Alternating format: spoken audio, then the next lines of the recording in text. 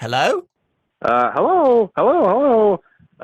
If you're hearing this, that means that you beat 50/20 mode, and I have to do an interview now, which I'm kind of uncomfortable with, but I'm going to do it. Forget it. Okay, I'm done with the phone guy shtick. So I was going to try and keep it going for a while, but no, I think I'll just end it right there. Yeah, no, that's perfect. That's perfect. So how are you doing today, Lewis? I am very scared and nervous because, No, that's crazy talk. Yeah, I've been a little anxious about this too because I tend to ramble on with my answers sometimes, but I haven't prepared any answers for this. I'm just going to try to speak from the heart and just talk about some stuff, and yeah, it'll be good. Yeah, awesome. Because today is the 4-year anniversary of Five Nights at Freddy's. So 4 years. It's crazy. Yeah, 4 years. And we'll just get straight into it. So the first game, so 4 years since Five Nights at Freddy's 1, we're going to go straight into that.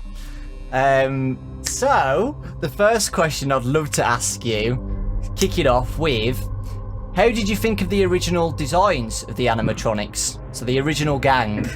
The main three characters, Freddy, Bonnie, and Chica, those designs just kind of, I didn't really plan ahead like what animals they should be. Those three just kind of seemed natural to me for some reason. Mm-hmm. The only one I really struggled with was trying to think of the fourth character, who would be on the separate little stage kind of by himself. Yeah.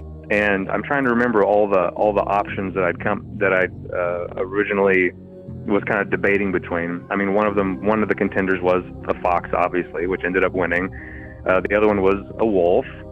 Another one was going to be a beaver, but then later I decided against that because I thought that was too on the nose from Chipper, so I decided against that. But yeah, actually, if I remember correctly, I really think that a beaver character was the front runner until I finally decided against him because of Chipper, and then went with the fox instead.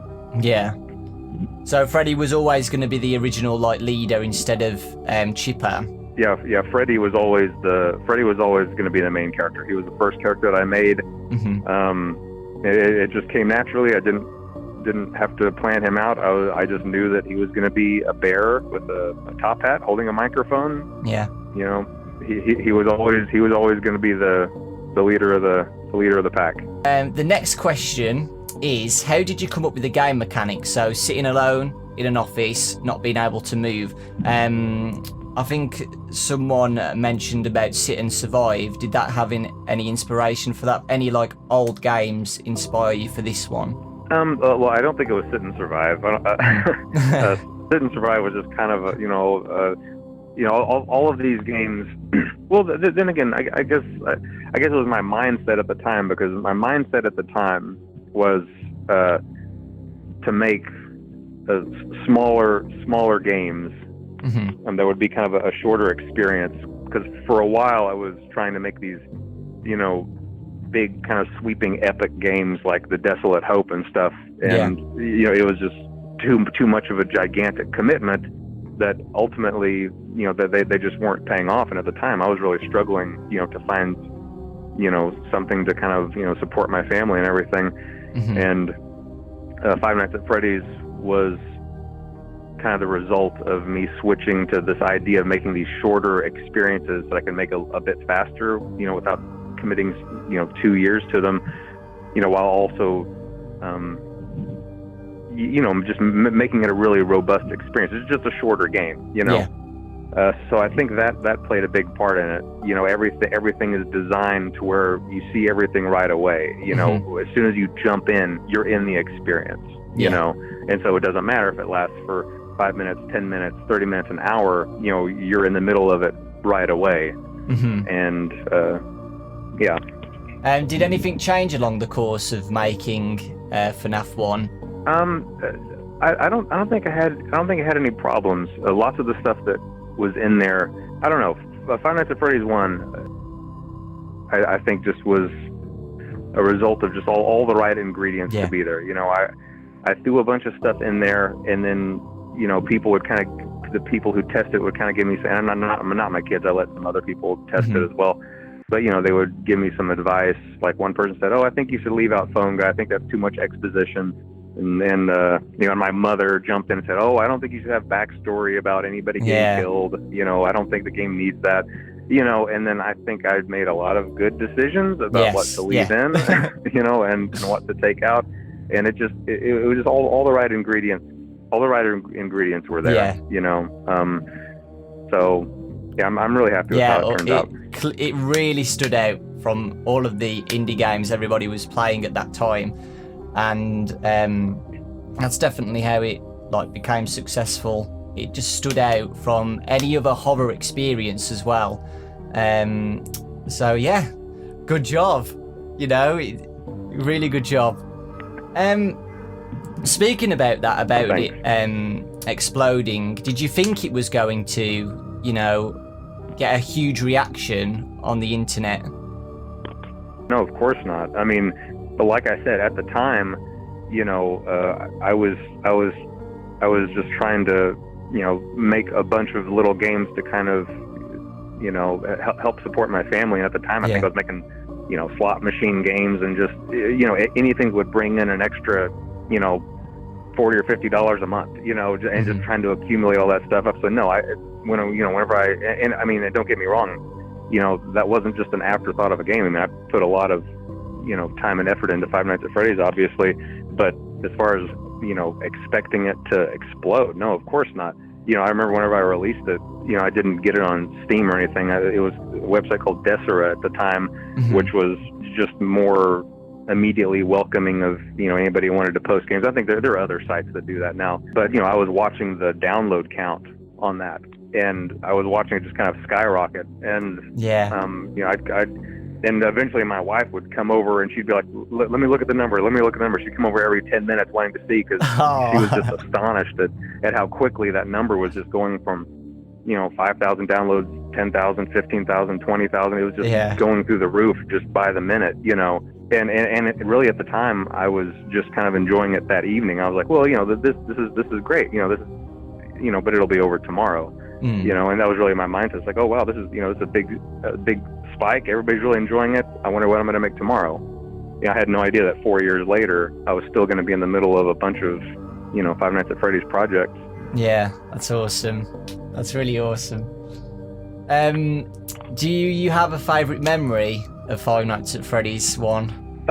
Yeah, I do. And it's the first jump scare for me and the first jump scare for my two kids. And it was all Bonnie, which thrills me, because Bonnie is kind of the only one that I think is a scary design for me. Like, I've never had a nightmare about any of my own characters except for Bonnie. But yeah, I remember when I was developing the game at the time, Bonnie was just a still image and not an animated jump scare. I just had an image of Bonnie up in your face for whenever he had reached you. Yeah. And that startled me. I was flipping through the panels and stuff, and I was intentionally I was testing out the AI. Yeah. I think I even had a little map showing me that there was a little red dot moving through the building. But even though I was expecting it, I put down the monitor and there was Bonnie looking at me, and it was upsetting. It was startling. Yeah. And now that doesn't really startle anybody anymore, but at the time, I don't know, it got me.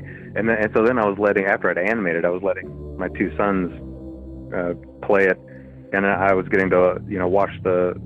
I had a good seat behind both of them, so I was able to get a good view of them playing and what they were playing and everything.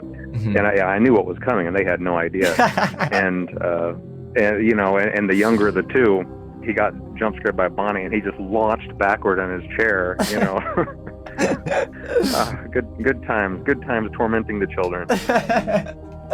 I mean, you still do. You made them test Ultimate Custom Night as well. 4 years on. No, I'll tell you what. My two sons, Ian and Braden, they've been great. They've been great supporters. All these years. I couldn't have done any of this without those two. They've been just faithful beta testers for me. And whenever they were really little, I'd pay them through ice cream and stuff like that.